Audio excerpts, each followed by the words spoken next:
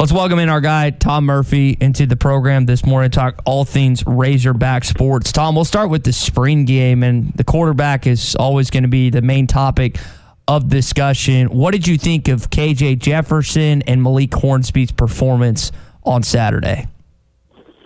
Yeah, good morning, guys. And I was hearing y'all talk right there.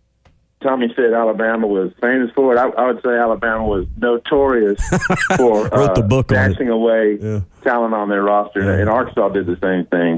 But I guess everybody did. But, I just thought that I asked Sam Pittman afterwards, hey, did Barry have free reign? Barry owed him to run blitzes and stuff. And he goes, no, I think he had 4 calls.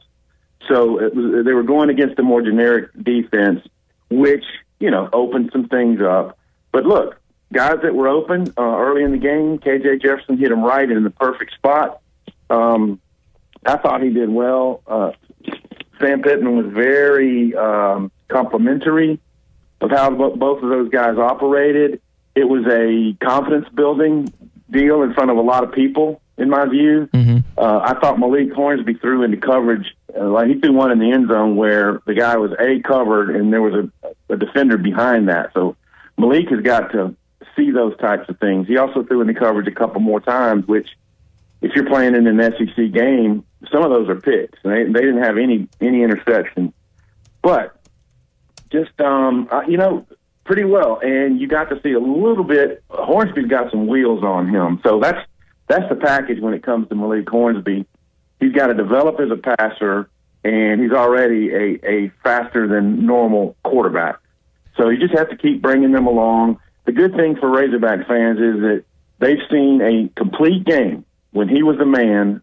It wasn't against a great defense against Missouri, but KJ Jefferson not only competed in that game and threw 3 touchdowns, the best part was when they got the ball back with a minute something left, he directed a pressure-filled touchdown drive that wound up with a touchdown and a 2-point conversion. So I just think KJ during the summer just needs to continue to, find that rhythm and that the mode with his receivers of what they're going to do, when they see certain coverages, and just work that throughout the summer. Tom, one of the things that Sam Pittman touched on after the game was the command, the leadership that KJ was displaying not only during the spring game but all offseason long. And I noticed it after the opening touchdown he threw to Mike Woods, where he congratulated the entire first team and how they orchestrated that drive. From what you picked up on, how much of a command does he seem to have with not just the first team offense but the football team overall?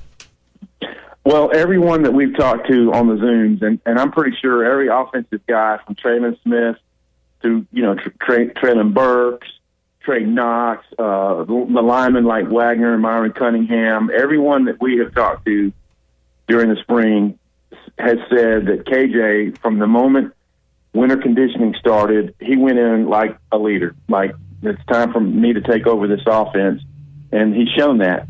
I think Malik has some room to grow. And right now he feels probably like an understudy to KJ. But that's a good sign for KJ Jefferson to take a locker room and say, guys, let's go do this and go out there and produce. He's going to have his ups and downs next season. We know that. But they have to have quarterbacks ready. I mean, one of Clay Henry's lines after the lines of questioning after the game was, when your quarterbacks run as much as you plan to, your backups have got to be ready to go because they're going to get dinged. They might get hit on the thigh. It's not going to knock them out for the game, but it might knock them out for a series.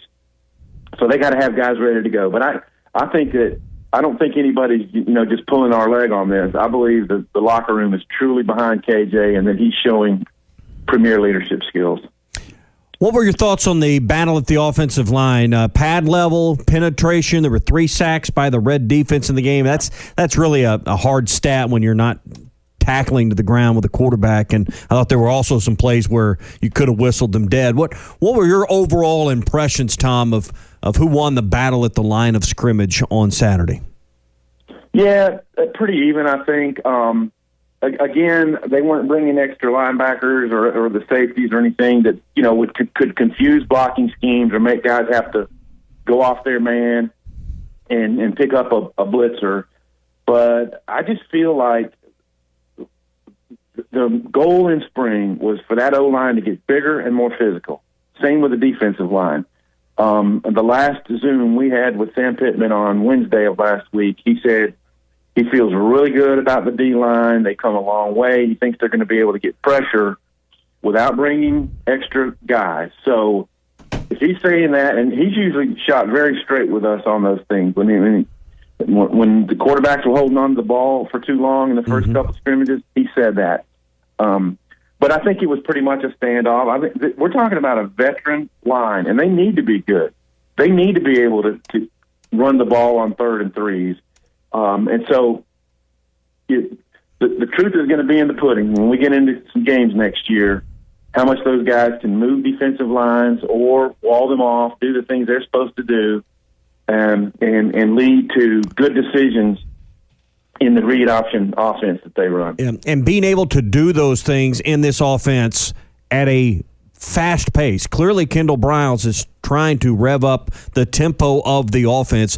Tom, what were your impressions on the pace and the tempo of K.J. Jefferson and the white team offense, the number ones, and how they were able to get into and out of plays and the gap in between plays? What were your impressions on the tempo you saw on Saturday? Yeah, you asked me that on Thursday. I'm like, well, they'll try to go fast, but in the back of your mind, you're thinking it's a spring game. Mm-hmm. You know, sometimes there's some communications issues in the spring game and all. No, they were fast. Mm-hmm. You know, there's a rhythm to covering a game, and I write down on my play-by-play, you know, who ran it. You know, did he run it left tackle? Did he get around the end? All those things, and I have a rhythm, and I write it down. And when I look up, it's generally, getting close to the snap. Well, a lot of times the other day, I saw out of the corner of my eyes the play was already being snapped when I was finishing writing my play-by-play. That means they're going fast. Yeah. There's been times in the past, when you're 3, 4, 5 years ago, if you're covering Auburn, that was the thing. You're writing your play-by-play, you look up, they're already snapping the ball. It's frustrating to me, but that's the modern offenses. And I thought they did a great job with their communication. And on one side of the ball, it was I'm pretty sure Kenny Guyton was signaling in the plays for I think the red team, and Kendall was on the other side of the field. So I think he was calling the plays, and then Guyton was signaling them in. So that's another layer of communication, and I thought they handled it very well. Tom Murphy with us here on the Morning Rush. Tom, baseball-wise, we talk a lot of football to this point. What did you think of how the series played out against Texas A&M? You almost got a series sweep. It came up just short on Sunday. I know you're more focused on football on Saturday, but just some takes from what you saw, the glimpses, and maybe a little bit from the baseball series this weekend. Yeah, I mean, clear. I was paying attention, and after the blowout game, you have to give A&M credit. They fought them the next 2 games. And there was a part of me that thought, wow, on that game that Arkansas led 1-0 for so long, when A&M tied them up, I'm like, wow, Arkansas could, outscore A&M like 14-2 in a doubleheader and split the doubleheader, which would have been very disheartening. But they found a way. And then with yesterday's game, after it was 10-4 and it looked kind of lost, they come back and really make a game of it. And those guys are conditioned to think they're going to go out and win the game. And they had 2 chances against the right-handed reliever in the 8th. I think that's when things slipped. Now, he walked 2 guys to open the 9th, and at that point the Razorbacks feel like, okay, we're going to win this game now. When they bunted them over, and you have to give A&M credit. They brought in their ace reliever, and that left-hander got guys to go fishing out of the zone on sliders or whatever he calls his breaking pitch, and he got 2 big strikeouts. So, it could have been a sweep, and then Arkansas would have been a game ahead of Vanderbilt for the overall SEC lead. Hard to complain. I'm sure they'll be number 1 unanimous in the country again this week because Vanderbilt lost to Tennessee 1 game. But they just keep plugging along, winning series. That's 11 series in a row, y'all, that they've won dating back to the A&M at the end of 2019, and very commendable. We watched Vanderbilt struggle with Georgia a couple of weekends ago, And you just wonder, is there a moment like that for this team coming, or did they have that with La Tech, Oklahoma, and Bama in that 3-game stretch? I was talking with Ty earlier in the show that there's going to be a weekend where it's like Vanderbilt and Georgia, where hey, you're the better team and you're going to have the better season, but it's not going to click one weekend. It's not going to come together. Do you worry about that? Do you think about that at all, Tom? But that will be one of these weekends, maybe one of these 2 road trips to South Carolina or LSU that are coming up. Yeah, you think about it, but it's not worry. I mean, you don't want to go somewhere and get swept. And they still have work to do on their starting pitching. I mean, this is Lockhart's yesterday. I don't know how many in a row now where he hasn't, I don't think, gotten out of the 4th inning. So there's some concerns there. But we know the team can hit. We know that Christian Franklin, even though he went 0 for against A&M, that he's going to hit or find his stride. And but yeah, I would say that between the South Carolina series coming up and LSU to follow that if they're going to lose a series, those 2 are very strong possibilities. And Florida at the end of the year, who knows? They might be heating up. They haven't been super consistent this year, but there are some series down the stretch here that the Razorbacks might lose 2 out of 3, and but I have a feeling that their body of work right now, if they win all but 1 series the rest of the season, or maybe even 2, they're almost a lock for getting one of those regional bids, and very likely super regional. So that's what they're playing for. You just don't want to fall into any kind of tailspin. I guess my point, it's baseball, and these things are going to happen even to the best teams in the country. And yeah, people shouldn't jump off a cliff or run off the edge here when they have one of these weekends, and I project one of those is coming because it's baseball, and that's what happens. That's right. And, it happened to Vanderbilt that looked just so invincible with the 2 guys at the top of their rotation, Rocker and Leiter, and they lost the series at home to Georgia. And they'll be just fine, and Vanderbilt will be just fine when June rolls around. That's right. But here's the thing. If you're baseball fans and you do lose a series, then you're looking at all the things that happen. We didn't hit with runners in scoring position. Oh, our starters didn't get out of the 4th inning. And you have concern about those things. But big picture, Arkansas is in good shape.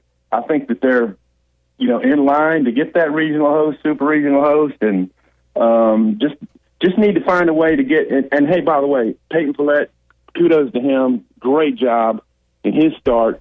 So that's something to build on. And Wicklander, 4 2/3, and it was 5-0 in a shutout game, and he comes out. So the first 2 starters did a good job. Tom, appreciate it as always, buddy. We'll do it on Thursday, okay? Sounds great. See y'all then. Bye.